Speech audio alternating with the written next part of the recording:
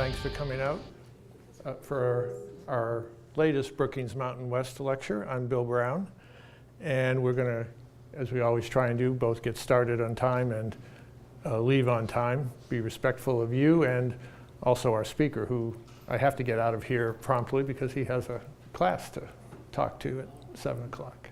So again, thanks for coming.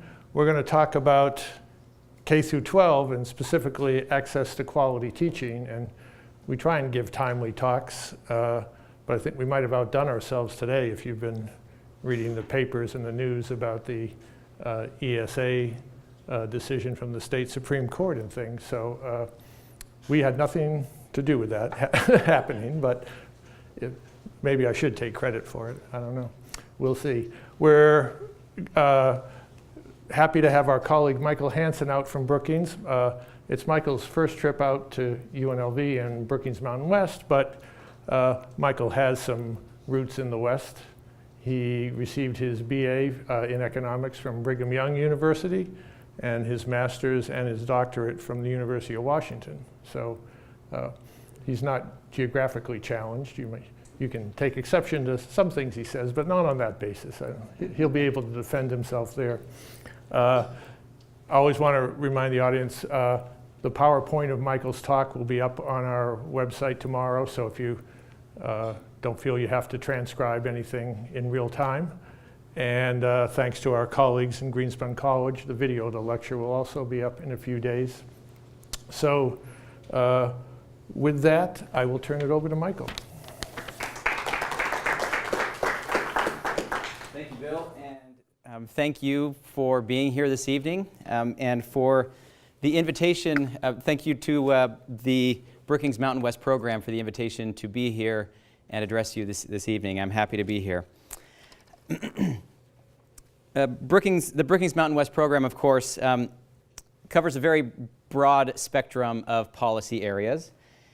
And I am here to talk specifically about education. And I feel like this is an important area of public policy for a lot of different reasons. But one thing that's particularly relevant here in the Mountain West is that, of course, it is one of the state's primary functions. It's one of the ways the state invests in the future of the state.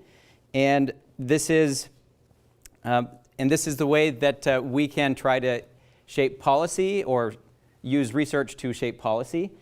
And I'm excited to share with you some of the research findings that have come across or have emerged from the literature on teacher quality and students' access to teacher quality.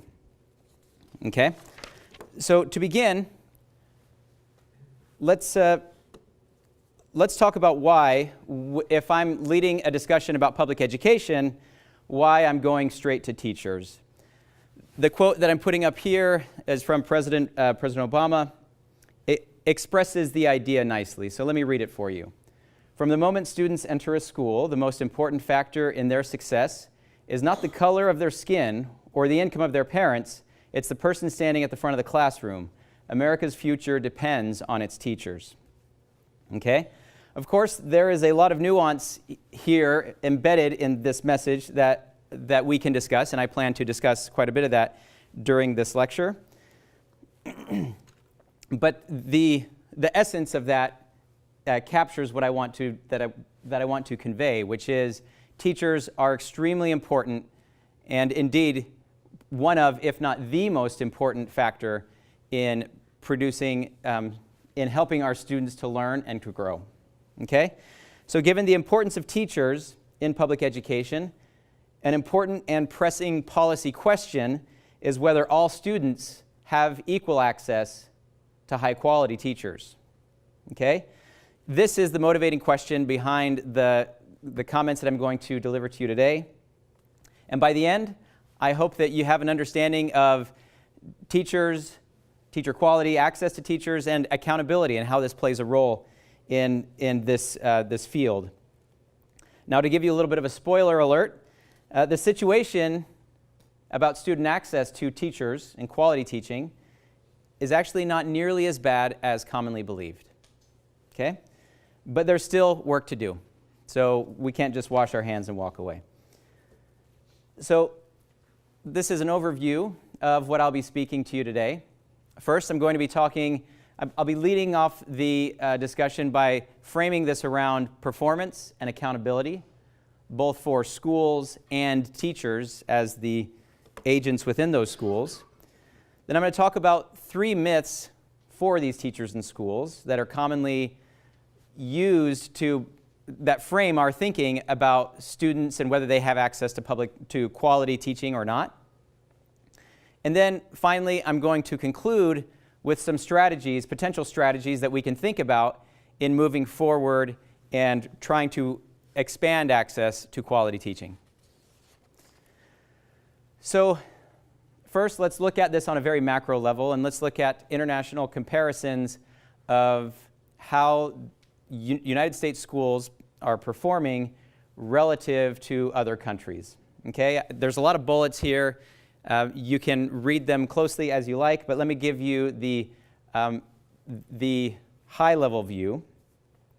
The TIMSS test is a test that is an international assessment that measures student performance in math and science in elementary and middle school grades. The United States, in general, is doing about average or perhaps slightly above average on the TIMSS test. Okay, so this is relatively good news. We're not the top performer, but we're not too far down the list. The PISA test, and the PISA test is down here towards the bottom. The PISA test looks at upper high school grades, and it assesses students in reading, science, and math. Here, the U.S. is, if anything, slightly below the OECD average. Okay? So in these early and elementary and elementary and middle school grades, we are slightly above average.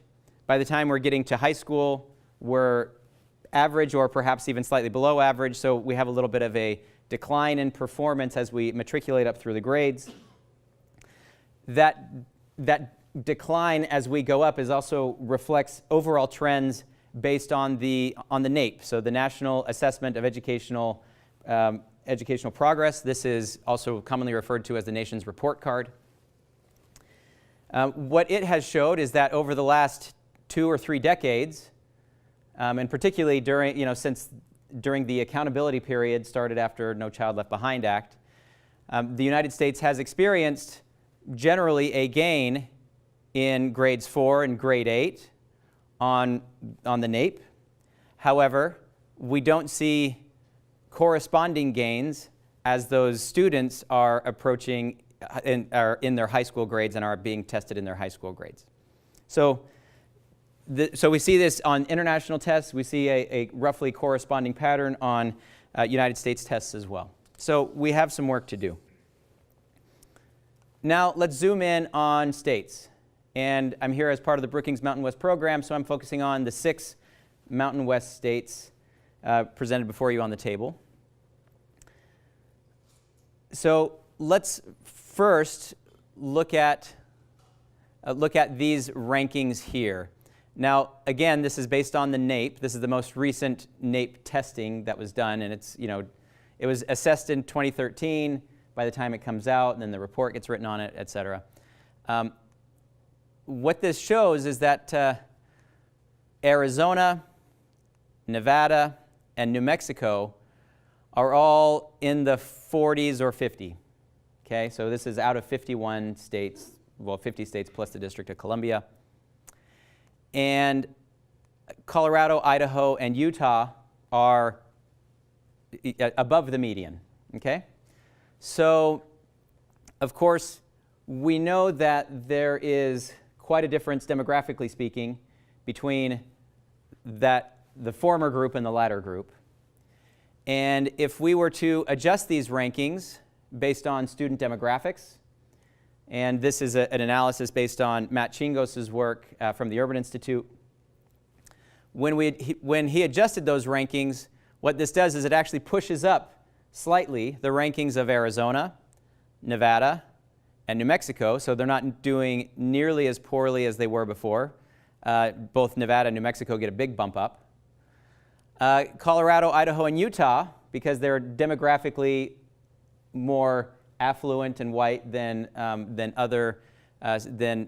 the average states in the country. So they actually, all of these are penalized and they're pushed slightly downwards. The main point that I want to get at is that with the exception of Colorado, 5 of these 6 mountain states, Mountain West states, are significantly below the national average. Okay? So education is clearly something that is an important public investment that we need for the Mountain West region, but we're clearly not doing very well. The final column includes spending per student. All 6 states spend less than $10,000 per student. The national average per pupil spending is nearly $13,000. So these are all at least 20% or so lower, and some are more than 20% lower than the national per student average. Of course, we could say this is relatively lower cost of living, et cetera, et cetera. So there are perhaps some mitigating circumstances in that comparison, but I feel like I'm not out of place to say there's generally an underinvestment in education in the Mountain West region.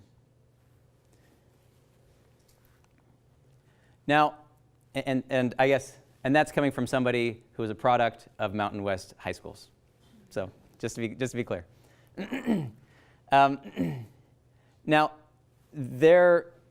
let's, having taken this sort of larger big picture comparing how our performance is doing, let's now take this as a segue into accountability and the role of accountability here in education policy specifically.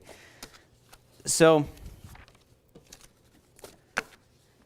over the last 15 years in public education, there has been an increasing trend towards more accountability. Okay? The No Child Left Behind Act, so abbreviated here as NCLB, it was passed by Congress in 2001 on the heels of September 11th. It was enacted the following, just a few weeks later in January of 2002. It was signed. But it is commonly assigned a lot of blame for the accountability pressures that we see in our public schools today. Okay? And however, I'm going to perhaps dispute that or add a little nuance to that somewhat. Okay? Though I don't disagree with the fact that No Child Left Behind has played a large role in increasing accountability pressure, I'm going to argue that it is certainly not the only factor that has gone into the accountability pressure. Okay? As a way to support that, first off, many states, including Texas, where George W. Bush was from and governor of, and of course he was the one that signed No Child Left Behind to put it into law. These early accountability states like Texas were a model for No Child Left Behind. So there was already accountability happening in several states, independent of the federal law. So there was this push already going on. Furthermore, No Child Left Behind, or the accountability specifically in education, seen in context of a larger accountability push across many public industries, or not necessarily public industries per se, but publicly focused industries, whether they're private or public. There have been many pressures have been mounting in these industries as well for accountability. So, as an example, healthcare, welfare, financial services, these are all experiencing ratcheting up of accountability pressures. Okay? So I feel like a lot of this accountability, of course, we can look at several reasons. One important reason is is that this is a consequence of greater data availability. So technology, computers have become so cheap, so easy to collect data, so easy to store and manage that data, that it seems a natural thing to begin to use that data to measure how funds are being used and what are the outcomes that those funds are buying. And so given all of this nexus of this nexus of influences, I feel like I'm on pretty solid ground when I say accountability is here to stay in public education. Okay? Some of you may know that we had a new education law that was enacted in December of last year, the Every Student Succeeds Act. The Every Student Succeeds Act basically is replacing No Child Left Behind. Okay? And it was written up in the media, in media reports, as basically an entire rewrite of No Child Left Behind, and just sort of going back to the beginning and kicking the Fed out of education. That's not entirely true. There is some truth to that. But importantly, what it did not do is it did not change the testing requirements that were originally put in place under No Child Left Behind. So there's still annual testing in grades 3 through 8 for all public school students.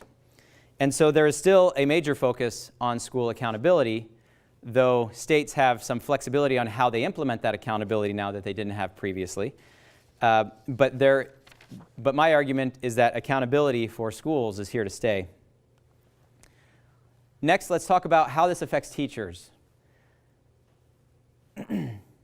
I feel like over the last several years, so the later period it had been almost 15 years from the time No Child Left Behind was enacted until ESSA came to replace it. ESSA is that new law. During that 15 years, the first 7 or 8 years weren't exactly a honeymoon period, but things were not quite to a boiling point. And then in those last half of that time period, things did get to more of a boiling point. And of course, this is the time of the Great Recession, and so schools are under a lot of pressure financially, and there was a lot of policy action that was taking place in order to try to spur schools to try to do something new in order to try to work with the No Child Left Behind restrictions. And so there was basically these federal initiatives called Race to the Top and waivers to the No Child Left Behind provisions that were offered for schools that if they were to enact teacher evaluation policies to focus the accountability more directly on teachers, then they would be able to qualify for dollars. They would be able to qualify for waivers from what were generally perceived as pretty onerous requirements under No Child Left Behind. Okay, so and in that latter half of the 15-year period between laws, most states actually did revamp their teacher evaluation systems. It was over 30 states. I don't have the number in front of me right now. But many states have made these changes. And so even though No Child Left Behind's original language focused on school accountability, it has morphed into teacher accountability as well. Okay? Now, this morphing from one to the other, it seems somewhat natural. After all, education is a very labor-intensive industry. In all districts, well, in most all districts, labor expenditures are over 50% of the budget. They're typically around 60 or so percent. And so this is a very important part of what schools are doing, and if we want to hold schools accountable, we should be holding teachers accountable. So goes the logic. And of course, there's also research to support this position to focus on teachers as well. There have been recent studies, and a lot of these studies have been possible now because of this flood of data coming from these annual tests that are being done, also from federal programs like the state longitudinal data grants that have been happening. And we've had research that shows that teachers matter a great deal to their to students. Okay? Not only do they matter in improving their test scores in the immediate period, but they also matter on a range of long-term outcomes. Okay? So these are outcomes including college attendance, the quality of the college that you attend, higher wages once you're employed, and it also has been associated with the likelihood that a woman gets pregnant as a teenager. Okay? And has a child as a teenager. I don't know about pregnancy specifically. But, and so there are a lot of important outcomes and policy relevant outcomes that are associated with having higher quality teachers. And so therefore, it's very natural then to focus our accountability pressures on those teachers. Now, that's not to say that, this was supposed to be animated. I apologize. So you were supposed to see one chart once and then another chart second.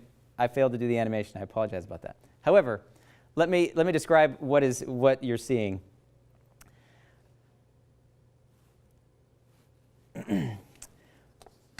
So just because accountability pressure is coming in doesn't make it a popular thing, because it's certainly not very popular among teachers.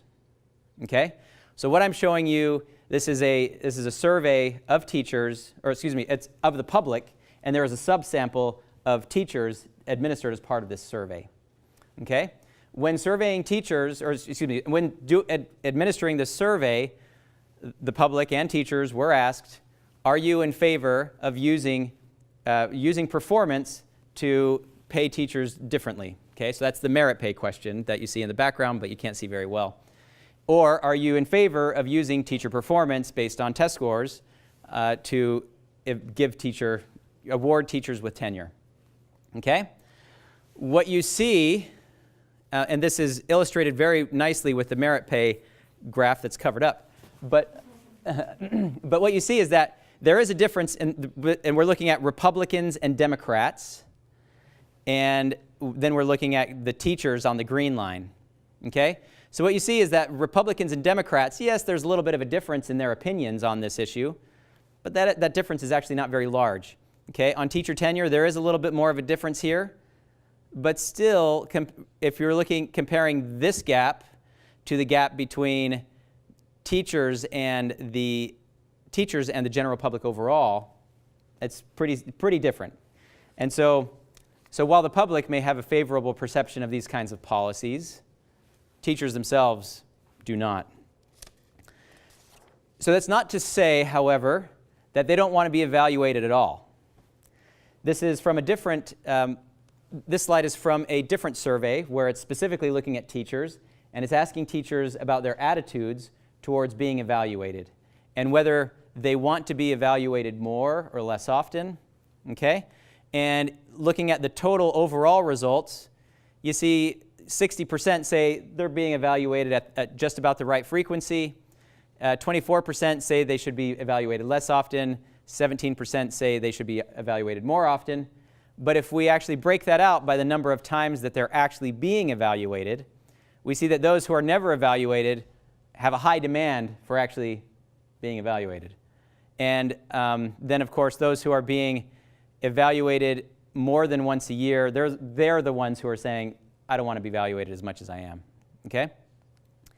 Now, though I don't have a graphic of this, this survey probed a little bit further and asked what they value about being evaluated. And many teachers, a high majority of teachers, 70% plus, report valuing evaluations that are formative, that help them to identify areas of weakness in their practice and help them improve. They like evaluations to help them to understand, to just give them critical feedback on what they could be doing, better. So it seems that putting this survey's results against, juxtaposing that against that survey's results, it appears that decoupling evaluations from high-stakes decisions, it seems maybe perhaps a winning strategy. Okay, so I'm going to talk, that will come into play a little bit later, but I just want to put that out there for now. Okay? So let's now transition to myths that we commonly hear about teachers and schools. Okay? Myth number one. Okay, well, these are the myths. Now I'll just hop into myth number one. Myth number one, the most affluent districts have the best schools. Okay? I'm sure probably many of us have heard this in some variant or other, right? Let's move to this part of town because that's where the best schools are, right? So if we were to look at the proficiency measures that are generated under No Child Left Behind accountability, which shows the percentage of students that are proficient on state standards, against a state standard, then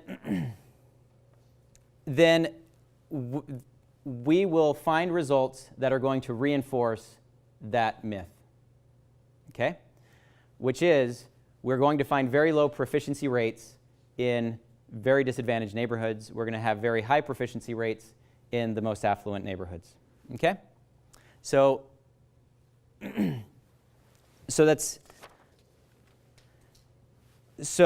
if we just focus on the proficiency rates alone, we are going to have this myth reinforced. However, one of the things that No Child Left Behind did was it also had a component which was also measuring the progress on proficiency rates, okay? And these, if you're looking at progress on proficiency rates, those measures actually told a very different story about schools. Unfortunately, these adequate yearly progress measures, commonly referred to in the industry as AYP, they became a poster child for well-intended but poorly implemented policy measures. And because they had aspirations to ratchet up over time to 100% proficiency by the year 2014.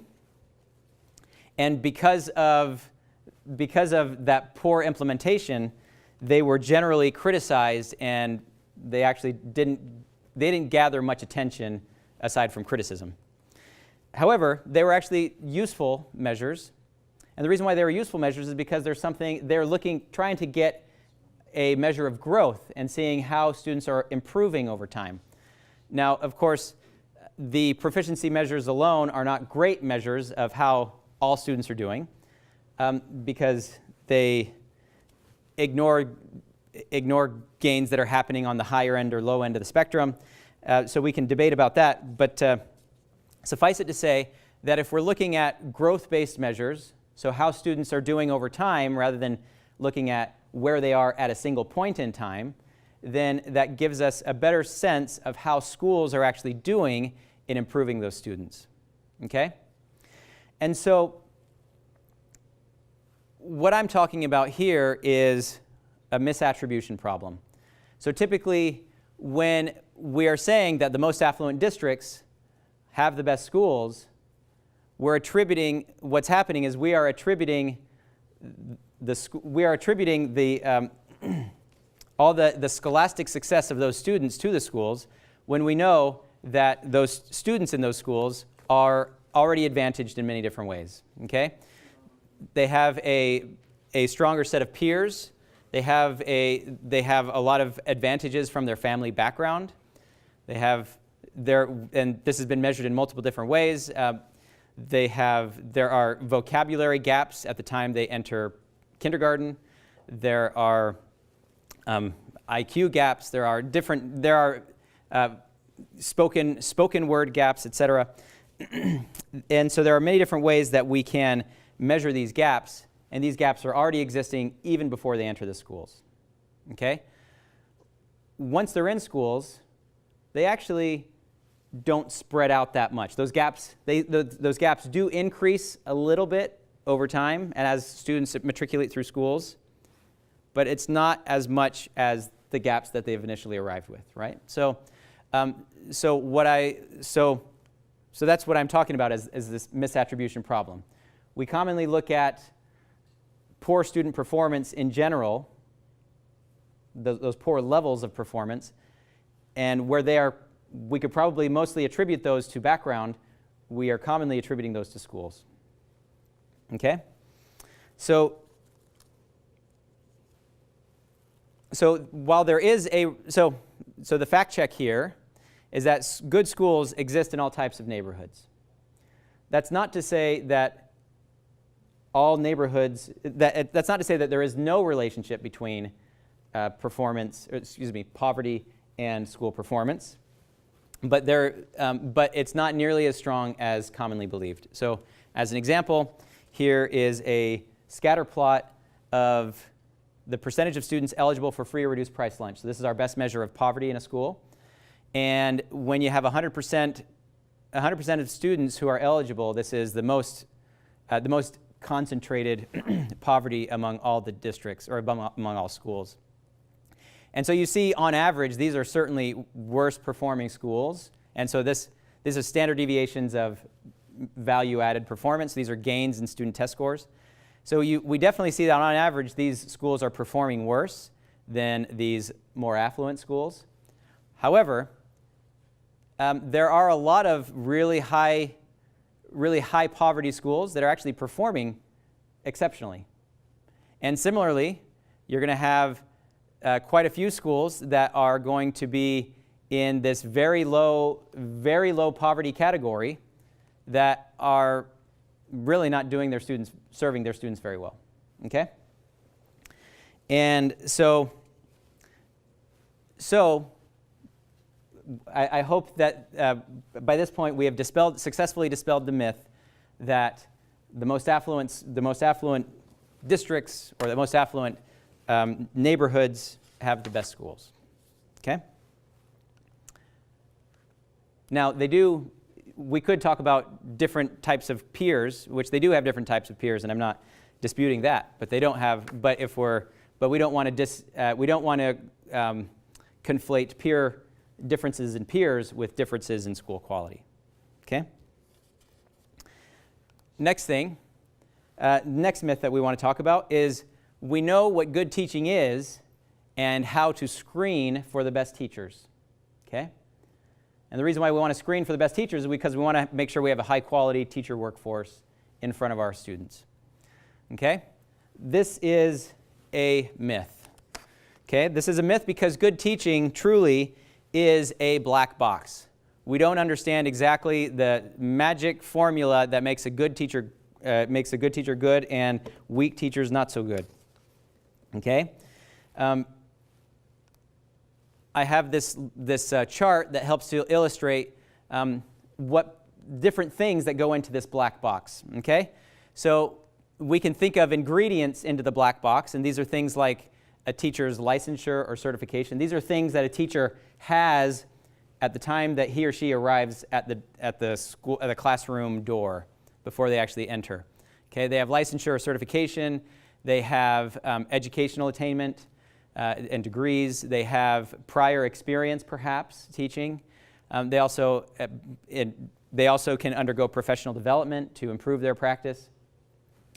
And all of these are inputs into the problem. Okay? We also have outcomes that we can look at and we care about. And some of these outcomes are things like student test scores. Okay?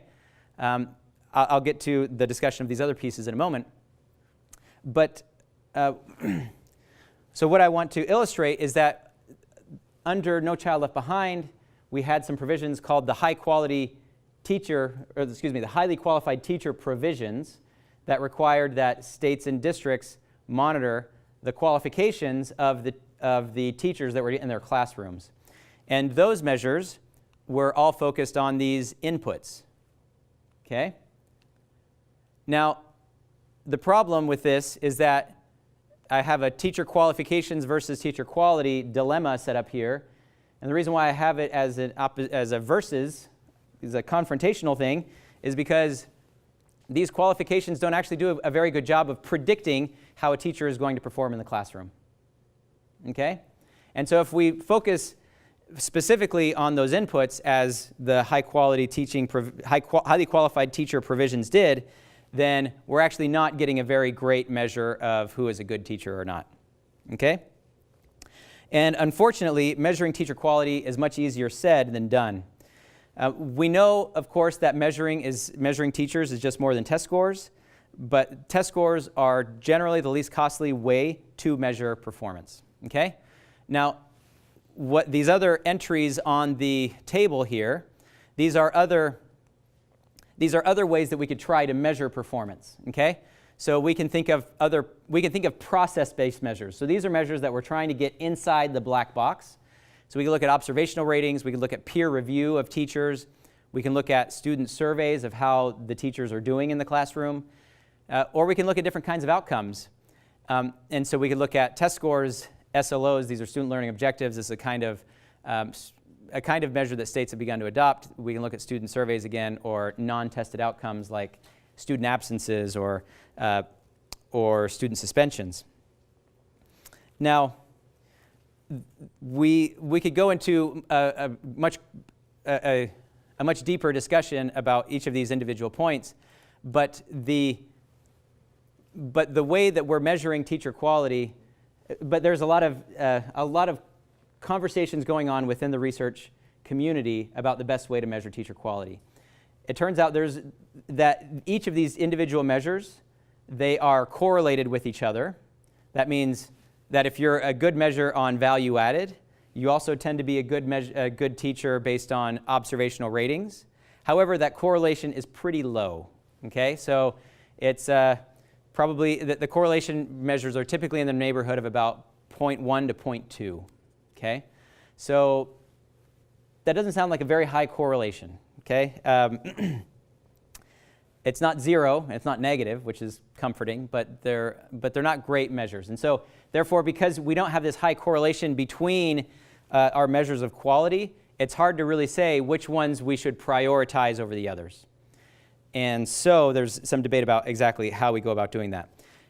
Now, the reason why we may want to choose different types of performance measures, this is influenced by what we intend to do with those evaluations once we have them. Okay?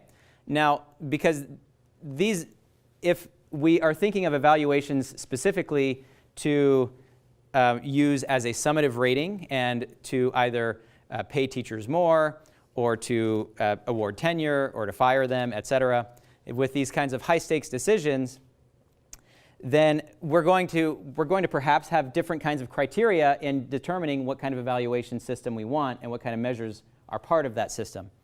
However, if we want a more formative use of evaluations, then we're going to be using that differently. Okay, let's progress to myth number 3.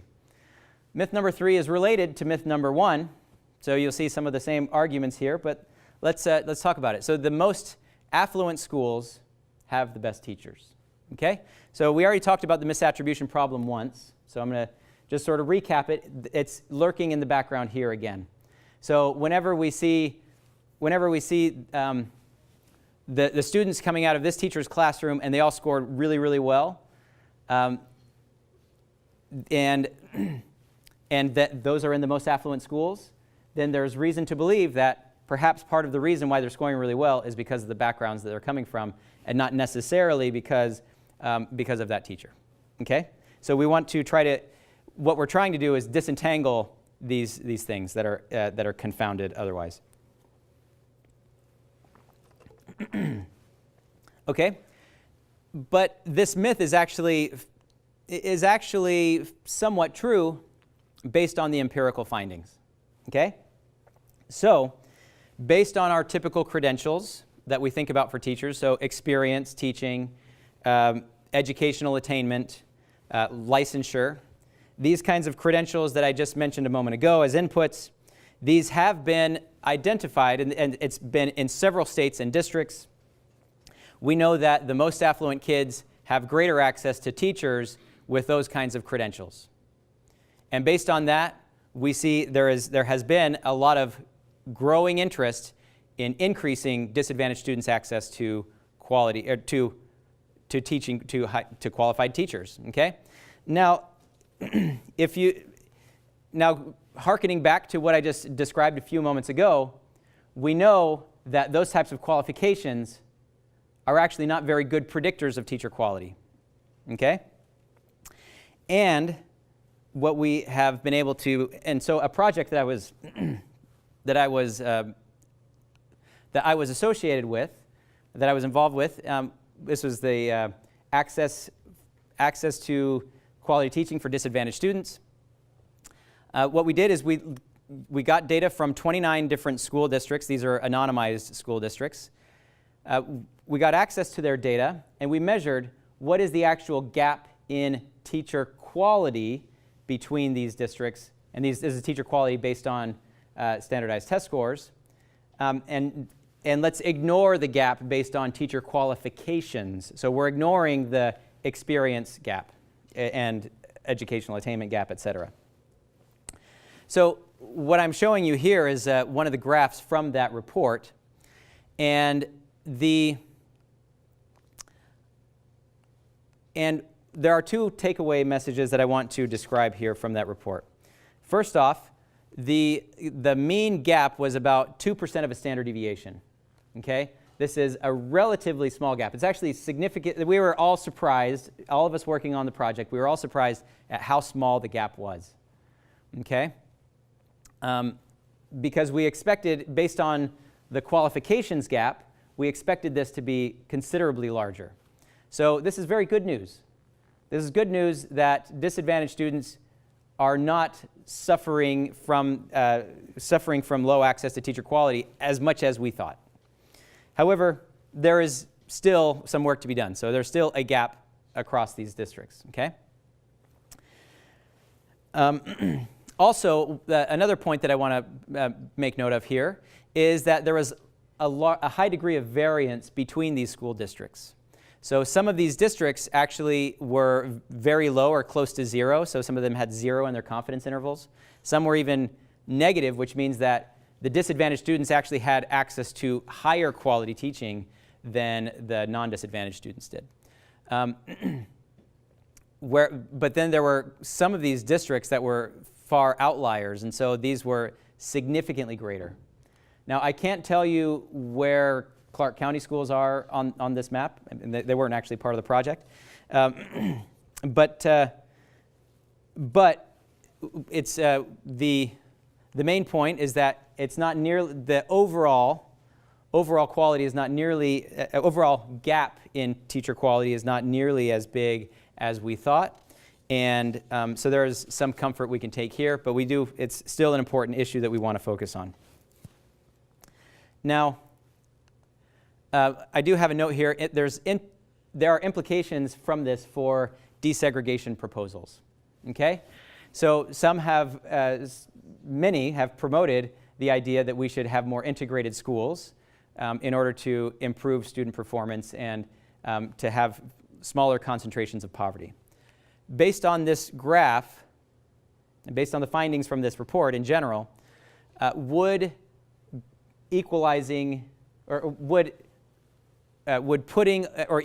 access to quality teachers, we could say that that's not exactly the same, but almost the same as equalizing or entirely fully integrating a school system based on students. They would be equivalent propositions, at least effectively equivalent propositions. Not in practice they would not be the same, but what this says is that there would be a gain from doing this, but that gain is not nearly as big as we think, as commonly is purported in different discussions of desegregation. Okay? So would disadvantaged students benefit from a desegregated school? Yes.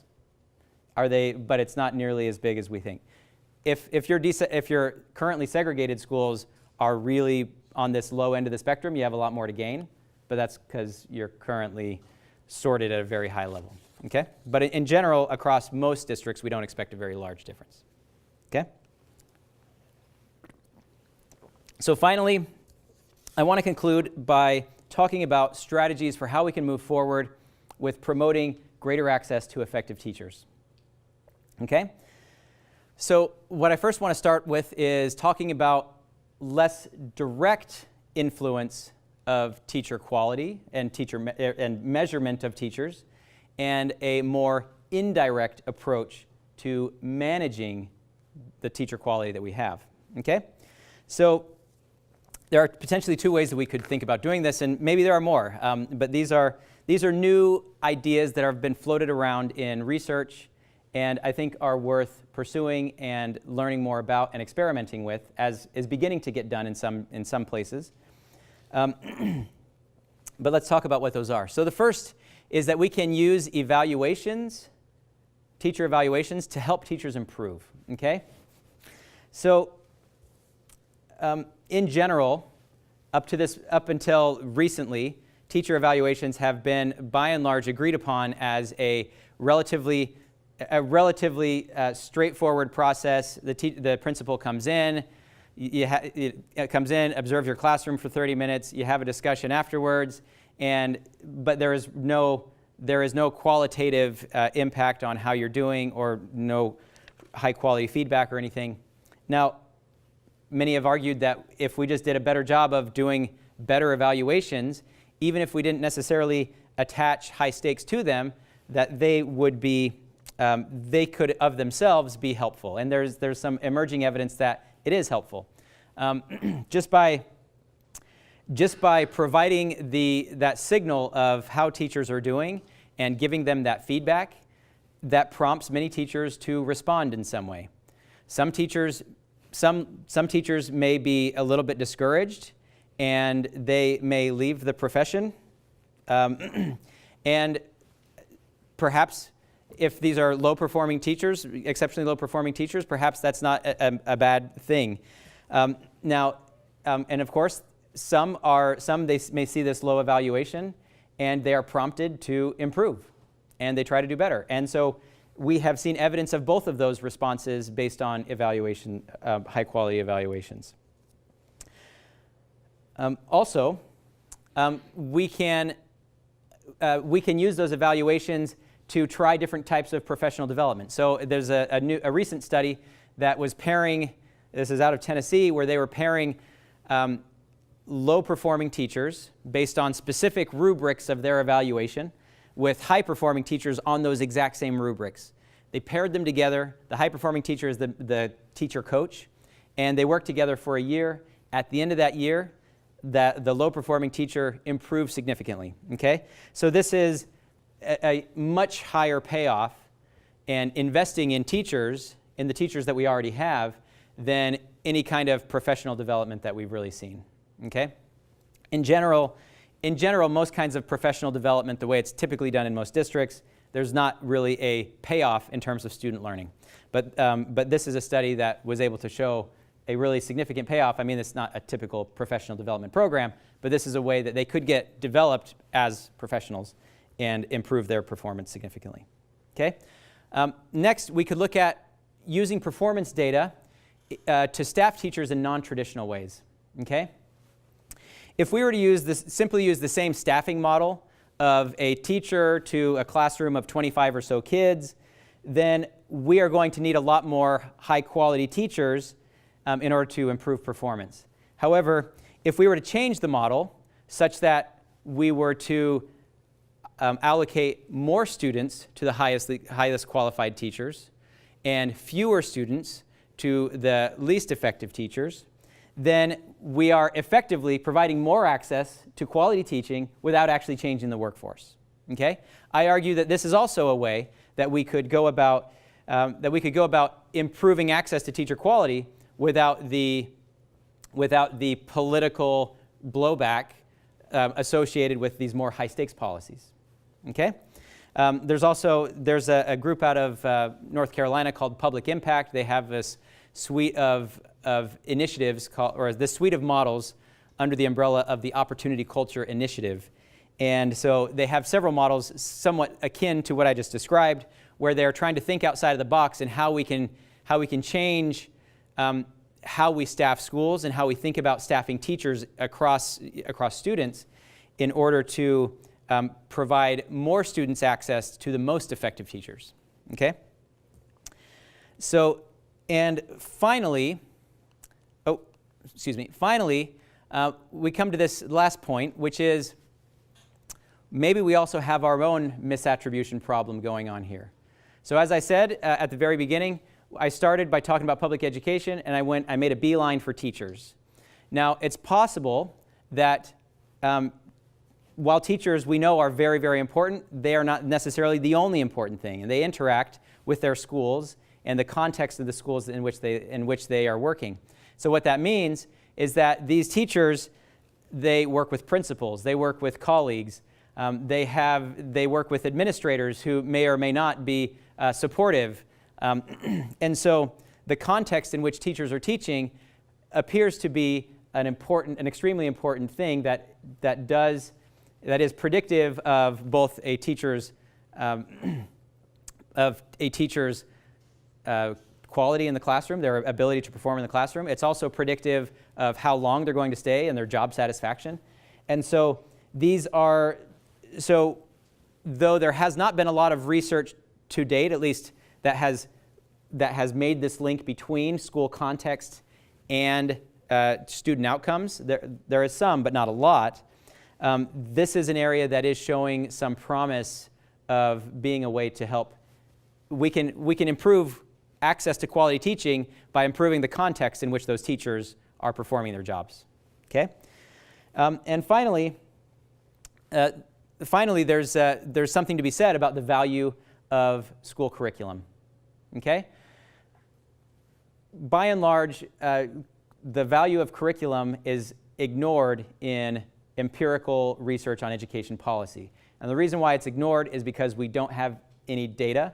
It's not systematically collected by states or school districts, which is surprising because a lot of money is spent on curriculum, and it could potentially make a very important, has important implications for teachers and for the students.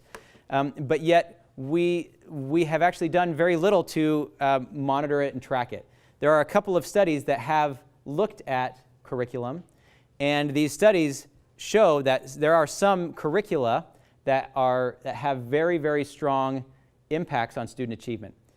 The attractive thing about focusing on curricula rather than focusing exclusively on teachers is that, okay, well, it's not very politically divisive, for one. Second, we're already spending money on curriculum anyway. May as well spend money on the high-quality curriculum rather than the low-quality curriculum. So it's a somewhat cost-neutral approach, not exactly cost-neutral, because we still have to convince people to change.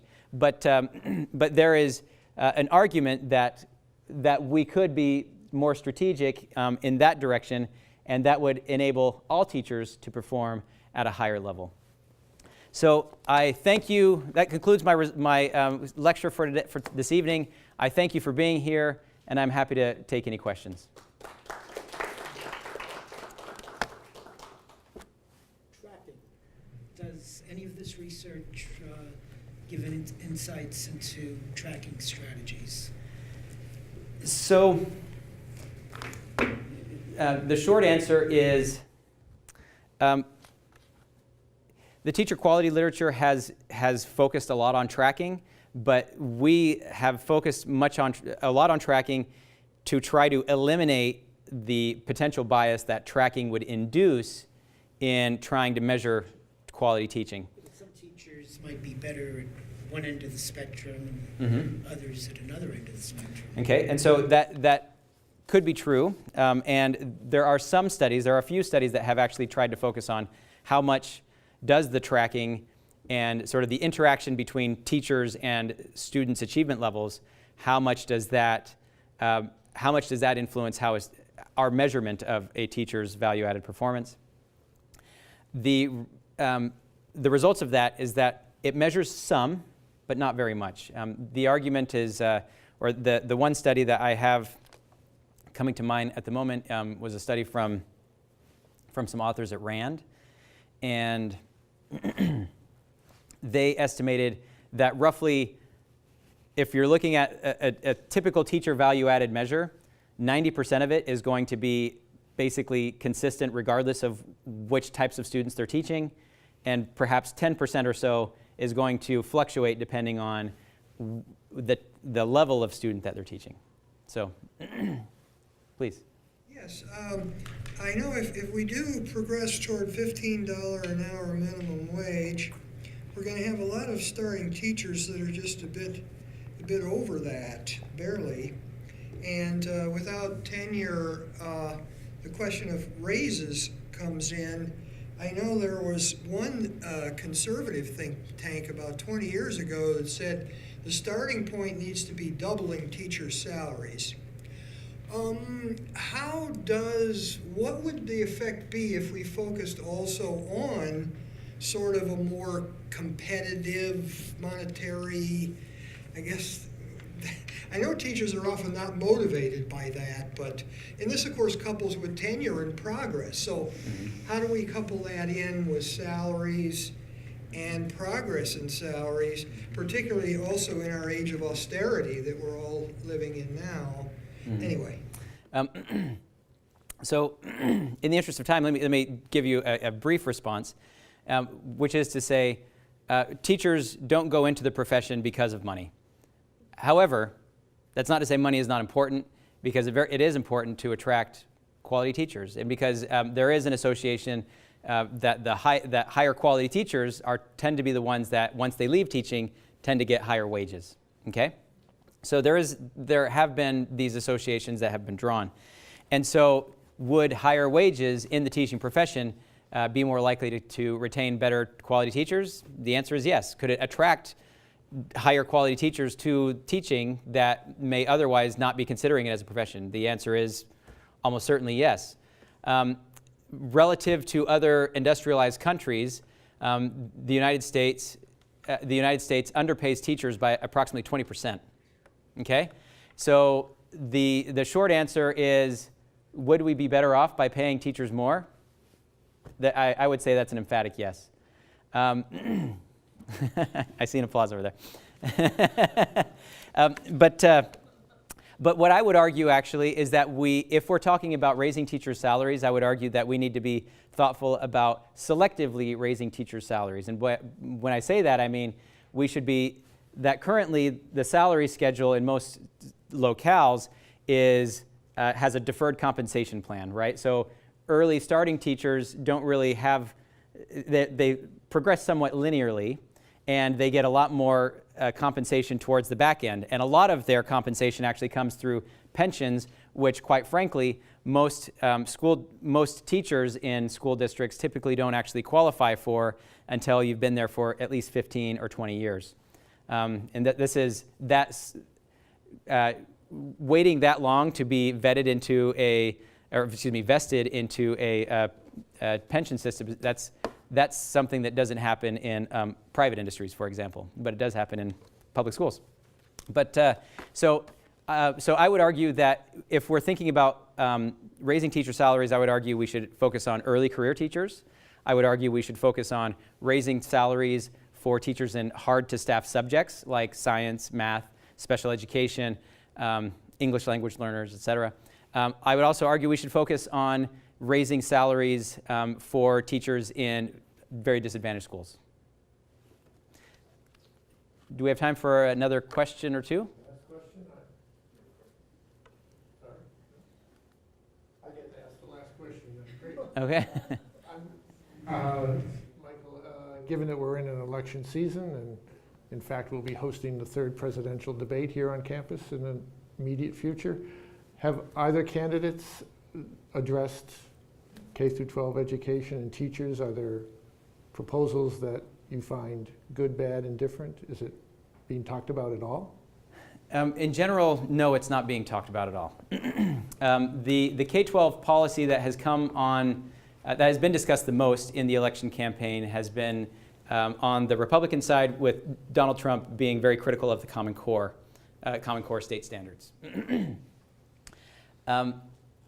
In general, and that doesn't deal with teachers, of course. I mean, there is, of course, teachers use standards, but it's not focused on what I've been discussing here. Donald Trump has also talked about wanting to promote charter schools. Hillary Clinton has kind of been a little bit wishy-washy on her positions about whether she's in support of charter schools or not. And in general, Hillary Clinton has largely aligned herself with the with union positions about education. But in general, most of the discussion in the campaign has had very little discussion on higher ed, or excuse me, on K-12. Much of it has been focused on higher ed, and that's been on the Democratic side. So we have the discussion about free college between Bernie Sanders and Hillary Clinton. And so there has been discussion there, but I feel like given the range of other discussions or other issues, that's probably the one education issue that has dominated some conversation, but there's probably not going to be much oxygen in the room to discuss K-12 very much, particularly given that we just passed a new law and a lot of people are, kind of walking away from it saying we're good. So, thank you. Thank you all for joining us tonight. If you have time, we have a quick turnaround. Our next lecture is next week, and it's Tuesday the 4th. We're going to turn a little political. We're going to have our colleague Molly Reynolds out, and Molly studies the U.S. Congress. A good question to ask her might be why, but she's going to provide some insights to us on the Congress, how it deals particularly in the area of the budget, both passing, not passing the federal budget, and how partisan politics plays into that. So if you can join us next week, we'd love to see you. Thanks a lot.